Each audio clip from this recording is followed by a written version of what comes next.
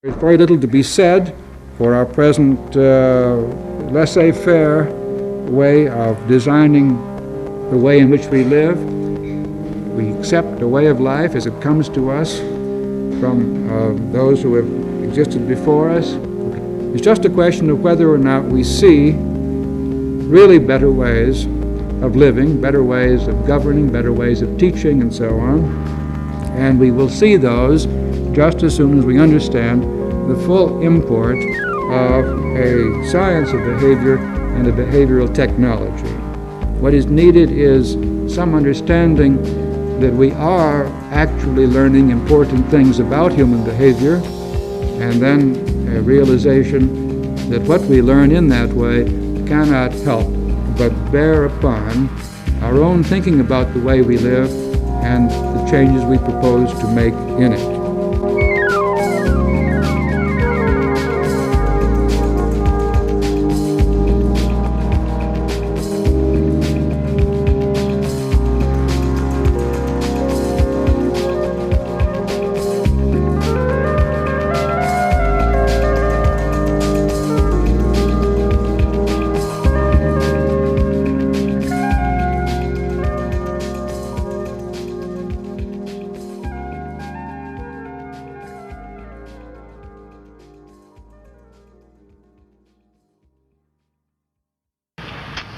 Well, as a sociologist, the most important contribution of Skinner's work to my work is that it enables me, or his ideas enable me to look at the social systems around me, whether they're families or schools, mental hospitals, political systems, legal systems, even the economic system, and describe what I think are the most important structural variables in those systems. At the same time, though, those principles enable me at least to think about how to design or redesign systems to the benefit of individuals. Any science is a description of the way the world works. And if you don't know the way the world works, then you're not able to understand when something comes up that you haven't got a nice rule for already. You cannot behave independently of the laws of behavior any more than you can independently the laws of gravity. Your behavior is always going to be governed by those principles. So the more you understand them, the better you can deal with the world. Many of the problems and their solutions involve human behavior.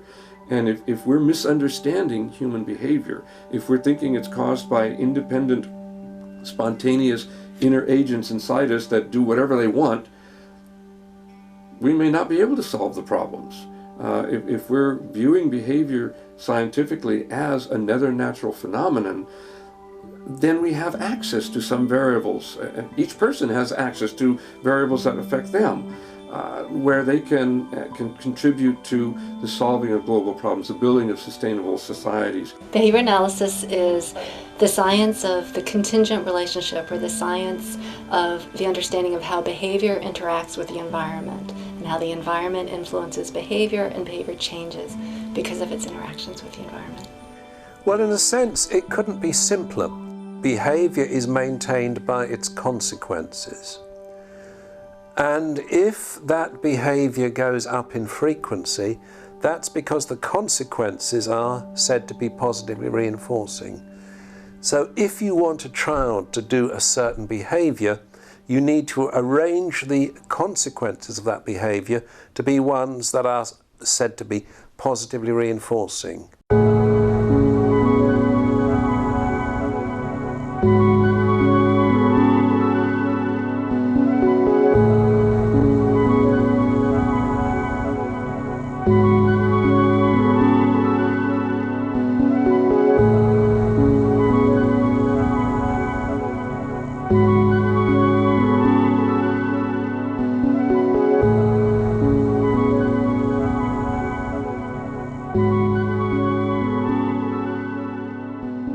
Often the child will obtain reinforcement that's of an undesirable kind. So, for example, the child doesn't find anything going for it at home.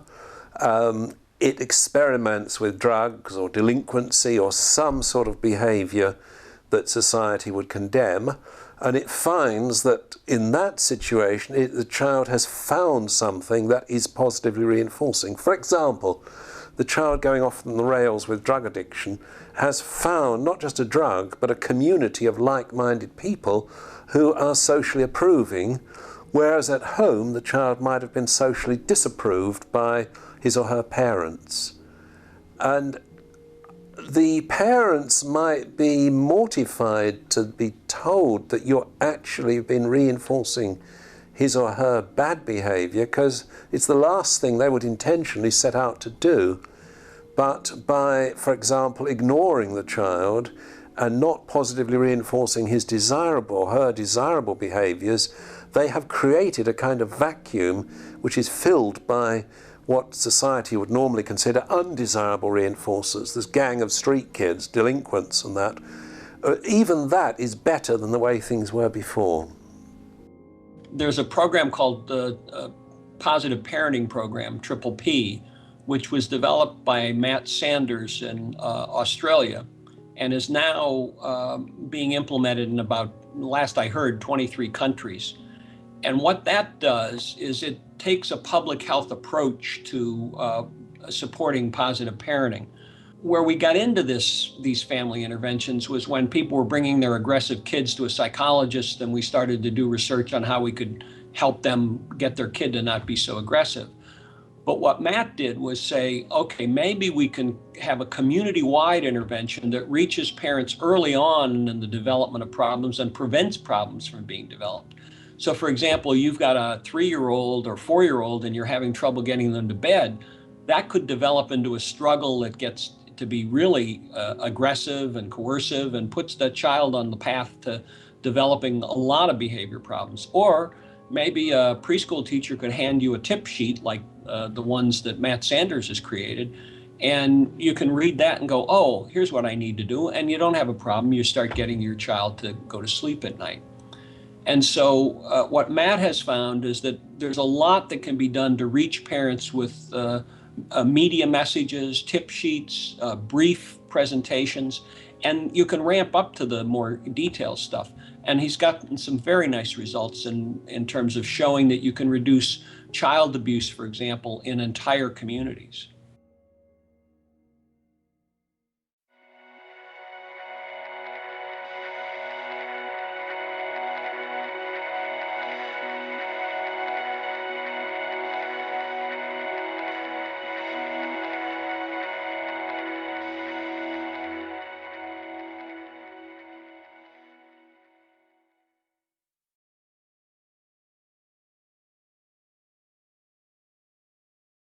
With change coming as fast as it is, you not only need to teach what former generations have learned about the world, but also ways of handling new circumstances, being flexible, problem solving, adapting to new situations and things like that. I think teachers are very, very skilled at teaching children academics. They get a lot of preparation for teaching children academics, but they're often not as well prepared for arranging the environment to promote prosocial behavior. I think a lot of teachers are actually quite astounded by the number of behavior problems that they see in their classrooms, and no one has really taught them how to arrange environments to deal with those problems. One of the roles of teachers is to understand children's behavior and to be able to address those behaviors in effective ways. When teachers don't do that, we can't necessarily blame them, because if they haven't had the training to teach them how to do those things, then those are difficult things to learn on your own. However, a lot of teachers do learn their classroom management strategies largely by trial and error, and unfortunately, they tend to make a lot of errors when they do that. Teaching, from my point of view, is helping another person learn more effectively, more pleasantly, or more quickly than they would learn on their own. I know that a lot of people think of teaching as just transferring information, but that's not teaching. If you do not have the student doing the kinds of things that you want them to eventually learn to do better, you're not going to have learning. It's that simple. You do not learn just by watching. Watching helps, a demonstration can help, but it will not teach you what you need to do. So you have to have active participation. And certainly without active participation, the person is not going to have consequences that they generated. You can't generate a consequence if you're not acting.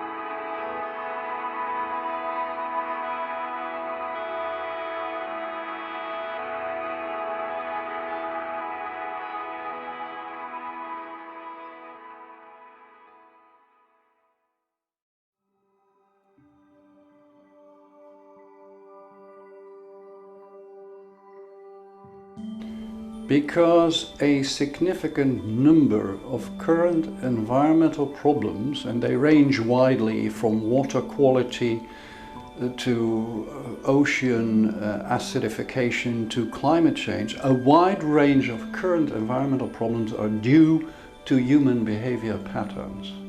They have their roots, they find their origins in human behaviors, which in turn rest on basic beliefs, basic needs, attitudes, cultural habits, and institutional values that we live up to, like our desire for economic growth. And if we would be unable to change our behaviors and the factors that underlie our behaviors, our attitudes, even our needs, then these current huge environmental problems will continue to aggravate, and we will not be able to solve them in time. Behavior is a very crucial factor influencing environmental problems, but also all kinds of solutions that are being now suggested to reduce environmental problems, they involve human behavior or at least acceptability. So if we want to install solar panels or windmills, people have to find them acceptable, because if everyone would resist it, it would not be feasible to implement this in democratic societies for sure. So acceptability is a key issue as well. So that's why you need to look at human behavior and to see how you can encourage people to accept all kinds of pro-environmental conduct or appliances or techniques, but also promote the use of these and encourage people to act more pro-environmentally. Well, I think there's an evolutionary explanation for it, and I think that we were not, if you can use this term, designed, so to speak, for this present environment. We were designed for an environment very different from this one, where you didn't really have to take the future into consideration. For a start, there wasn't the threat coming from climate change. There may well have been threats from other tribes and so on, and various catastrophes, but nothing quite comparable to climate change, obviously. Life expectancy was much shorter, so the brain that evolved was one that was, in quote, designed to solve problems in the here and now. How do I get through the next 24 hours? How do I get enough food to survive for the next week? How do I find a shelter? How do I stop being attacked by another tribe? These were all relatively short-term considerations, and the brain was designed to react to them on a short-term basis. We now live in an environment that's changed beyond recognition, and the threat no longer comes from a mammoth, and in the Western world it doesn't come from famine, it doesn't come from, generally speaking, from physical dangers, not there to the same extent they once were, but the pressing physical threat now is the long-term uncertain one of climate change. You need a future prospect. People need to know where we are going with society, and I myself with my personal life. If you are the authority and you tell me that I should change my behavior, and if we all change our behaviors, then the environment will live forever in high qualities, then you still haven't answered my question, but where does my life go? Where will I end? Where will I be about in 10 years or 20 years' time? So we also need an image of our own future, and it should be attractive and promising enough and secure enough for me to go along with the behavior changes you are requesting. The crucial point is immediacy, that it is no use a benefit that is appreciated in months or years. I say it's no use. Under some conditions it's not much use. Let's be more precise about it. Because after all, people do invest in the future. People go to university and study for 3, 4, 6, 7 or 8 years. That's a long-term investment. Why are they doing that? So there is the capacity, but nonetheless, a lot of these systems can be overwhelmed by short-term considerations. I do agree. I think you should start early with changing values. And there are some programs nowadays that try to come up with activities to engage children at a young age in environmental friendly practices, to make them develop their own type of interventions and strategies. But yeah, it's not being systematically studied, but I do think it would be very important. I think it's very difficult, but we've somehow got to get the message through. We've got to use techniques of reinforcement so that people are reinforced for socially desirable, sustainable activities rather than unsustainable activities. And I'm afraid politicians tend to organise societies so that the unsustainable activities are almost automatically reinforced, whereas those that are sustainable tend to fall by the wayside or they don't get political attention. This entire business of economic growth is manifesting itself in different sectors. Fishing, recreation, travel, food production, in a way that shows that people don't believe the world is finite, in a way that shows that people think that we can keep growing all the time, that we can keep expanding our everyday behavior patterns, filling our days with ever more efficiently organized behaviors so that we have nice experiences, nice things to consume and nice things to undertake, nice people to meet, but the entire package of environmental impacts that brings those things bring along with them, people don't realize them. And they're not aware of them, and or if they are aware of them, they cannot withdraw from them. They cannot free themselves from these environmental impacts, because what else should they do? They can't live. They're not living on an island. They want to belong to society, and society is moving in a particular direction, and so again here a sociologist should come forward and say, I know how to start social movements that gradually may help moving society in another direction. Like, you know, one of those things like the Olympics in 2012? Yes. The national feeling behind the Olympics. It wasn't the fact that people aren't really interested in something running 100 metres, not really, not in their days, they're not thinking about it now. They're not thinking about Usain Bolt now. The mega positive feeling around the country. Yes. I don't know if you want to talk about that. I thought that was quite an interesting thought I just had. Yes, I mean, an interesting aspect of this is when we do come together collectively, as in the Olympic Games, for example, there is this sort of feeling of bonding, of pride, etc., in some national achievement. Now, how we can exploit that to our ends in terms of a better world, I don't know, but I think it's worth investigating.